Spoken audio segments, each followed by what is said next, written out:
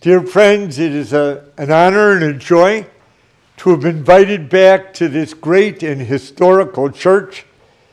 And I guess I must not have been that bad the first time I was here.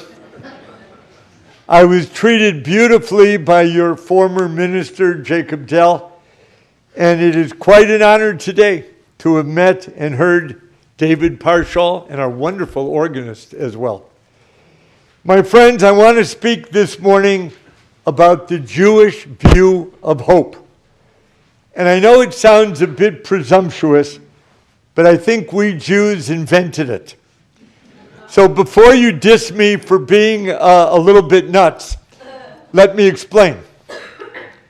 One of the most formative moments in the history of Judaism came in the encounter between Moses and God in the burning bush. Moses asked God what name he should use when people ask him who he is. And God replies in a phrase that occurs nowhere else in the entire Bible, Ehyeh Asher Ehyeh. Non-Jewish translations read this to mean, quote, I am what or who that I am, unquote. Some render it, I am, that is who I am, unquote. Or, quote, I am the one who is. These are deeply significant mistranslations. I happen to know a little bit about Hebrew, have a master's degree in Hebrew literature. The phrase means literally, I will be what I will be. Or more fundamentally, God's name belongs to the future tense. His call is to that which is not yet. If we fail to understand this, we will miss the very thing that makes Judaism and Christianity unique. Consider the structure of biblical narrative. In literature, there are many kinds of narratives, but they all have one thing in common: a beginning, a middle, and an end. They reach closure.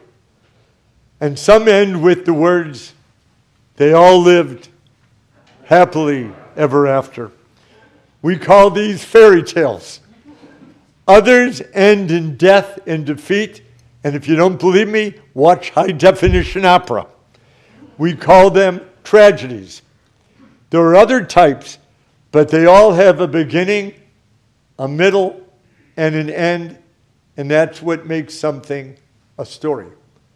Now consider the book of Genesis. The Jewish story begins with God's call to Abraham to leave his land, his birthplace, and his father's house to travel to a land that I will show you. 7 times God promises Abraham the land, yet poor Abraham has to haggle with the Hittites in order to buy one small plot of land in which to bury his wife Sarah. Jacob and his family are forced into exile in Egypt. Genesis ends with the promise unfulfilled. And now the book of Exodus begins. God calls Moses to lead the Israelites back to freedom and the promised land. Yay, now we feel the story is about to reach closure. You've all seen the movie with Charlton Heston, when we liked him, and also Yul Brynner. But it doesn't come. Instead, a journey that should have taken days. Friends, it doesn't take 40 years to walk from Egypt to Israel. You can do it in about 3 hours. In the final scene of Deuteronomy, we see Moses still on the far side of the Jordan, granted only a distant view of the promised land. Again, the ending is deferred. The Jewish Bible, not the New Testament, as a whole ends with the book of Chronicles. The Israelites are in exile, this time in Babylonia. Cyrus giving them permission to return. We are almost back to to where we began, in the same region in which Abraham and his families first set out. I know of no other stories that have the same form, namely a beginning, but never an end. We would not think of them as stories at all, were it not that we know the ending. It has been there since the beginning.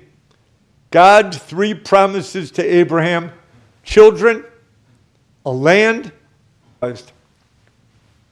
And friends, the same is true of Jewish belief. Judaism is the only civilization whose golden age is in the future. In the Messianic age, maybe there'll be a time of shalom, of peace, when nation will not lift up sword against nation. And the Lord shall be one and his name one. This ultimately was the dividing line between Judaism and Christianity, which I deeply respect and love.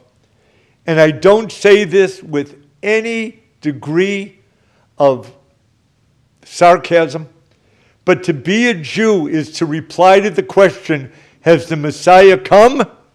With the words, not yet. In the opening chapters of the Bible, God is seen as beyond nature, creating nature by a free, uncoerced act of will. By creating human beings in his image, God has bestowed something of that freedom on us.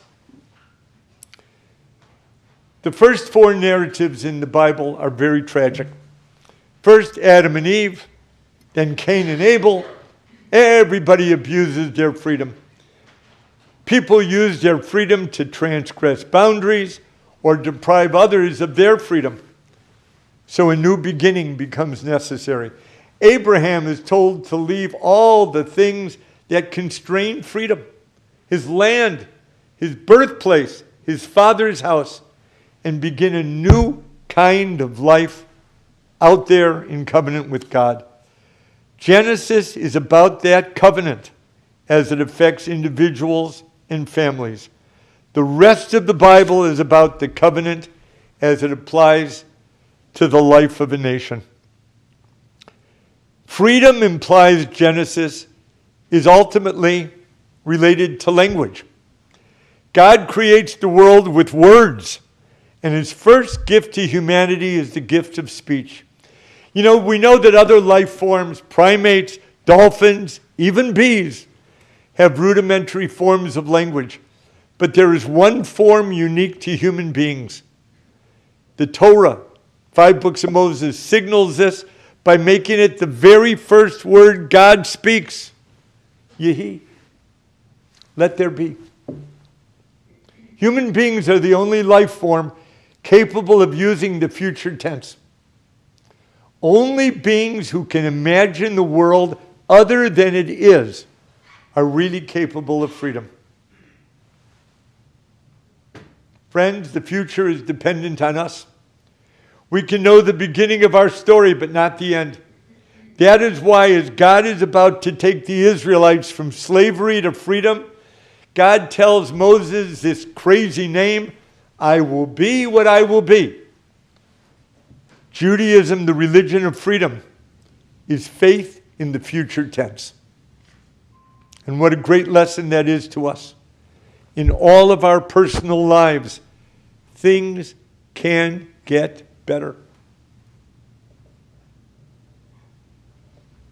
Western civilization is the product of two cultures: ancient Greece, ancient Israel. The Greeks believed in fate.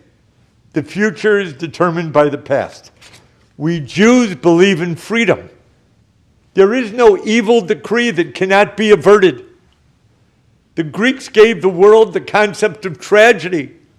We Jews give it the idea of hope, and you can too.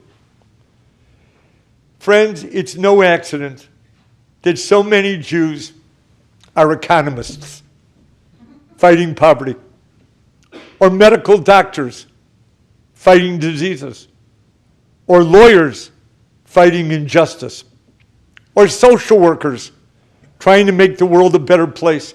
In all cases, refusing to see things as inevitable. It's not an accident that after the Holocaust, Jews did not call it al-Nakba, the Arabic word for disaster, what the Arabs call the creation of the modern state of Israel. Nursing 75 years of resentment and revenge to this very day. But instead, we Jews turned to the future, building a nation. You know what our national anthem is called? Anyone out there? This may be asked of you on Jeopardy. $200 question. Is that your final answer? My wife, Jean. Thank you. I planted her in here. Jean, you know what it means? The hope. It's no accident that Judaism has been opposed by every single empire that sought to deny people the freedom to be equal and different. It's no accident that Israel is still the only free society in the Middle East. Dear Lord, how I wish I could tell it to some of our people on college campuses. Only free society in the Middle East. Just as an aside, I was reading something that Israel is a colonialist. If we're colonialists, we're the worst in the world at it. Israel is the size of Lake Michigan. It's the size of New Jersey. God. To be a Jew is to be an agent of hope in a world that is threatened by despair. Every ritual, every mitzvah, every good deed, every syllable of the Jewish story is a protest against despair, resignation, or the blind acceptance of faith. And Judaism, sadly, is a sustained struggle, the greatest ever known against the world that is, in the name of a world that could be, should be, but is not yet. My wife Jean and I have just returned 2 weeks ago from a solidarity mission in Israel. Israel, who on October 7th, our holy day of the Sabbath, our holy day of Simchat Torah, the rejoicing of the Torah, we had the worst tragedy since the Holocaust. You want to know what it's like to be an Israeli? Take the number 1,200 deaths on October 7th and multiply it by 36. Since Israel's 1/36th the size of the United States, as big as New Jersey, and also in population. 1,200 deaths on October 7th would feel like 43,200 in America. 500 soldiers have died so far. 500 times 36, that would feel like 18,000 soldiers in America. Every Israeli that I have ever known is a mourner. They know someone who has died in 4 wars or the incessant terrorism that plagues Israel to this very day of February 18, 2024. And yet we Jews are the Asurei HaTikva, prisoners of hope. Throughout history, when human beings have sought hope, they have found it in the Jewish story. And for you, as good Christians, you found it in Jesus, who lived and died as a Jew. There's inspiration and joy in Judaism for you too, just as there is great inspiration in the New Testament and Christianity for me as a Jew and as a rabbi. And I wish every Jew in Millerton were here today. We got a few who are here, and I'm grateful for that. Even rabbis have like groupies. I have about 2. Judaism is a sustained struggle against the world that is in the name of the world that could be, but not yet. Friends, the national anthem of Israel is entitled, Jean, tell me again. Literally the hope.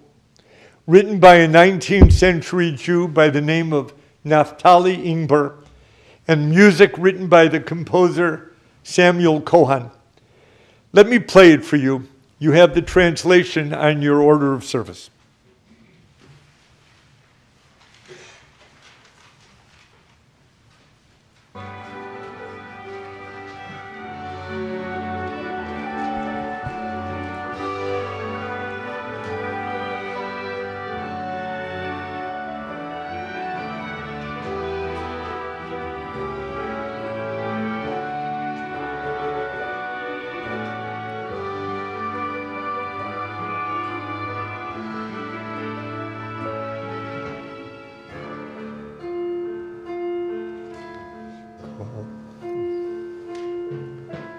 Kolod balevav penima nefesh Yehudi homia ufate mizrach kadima ayin l'tzion Sophia.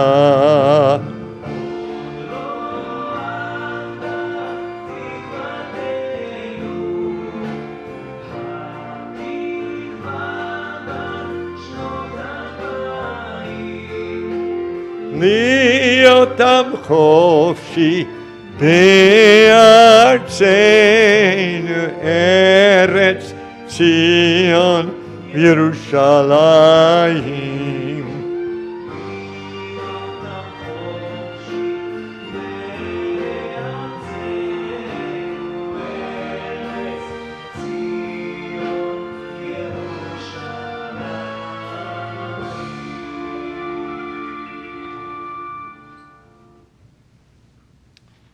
As long as in the heart within the Jewish soul yearns, and toward the eastern edges onward, an eye gazes toward Zion, our hope is not yet lost. The hope that is 2,000 years old, to be a free nation in our land, the land of Zion and Jerusalem, and we all say, Amen.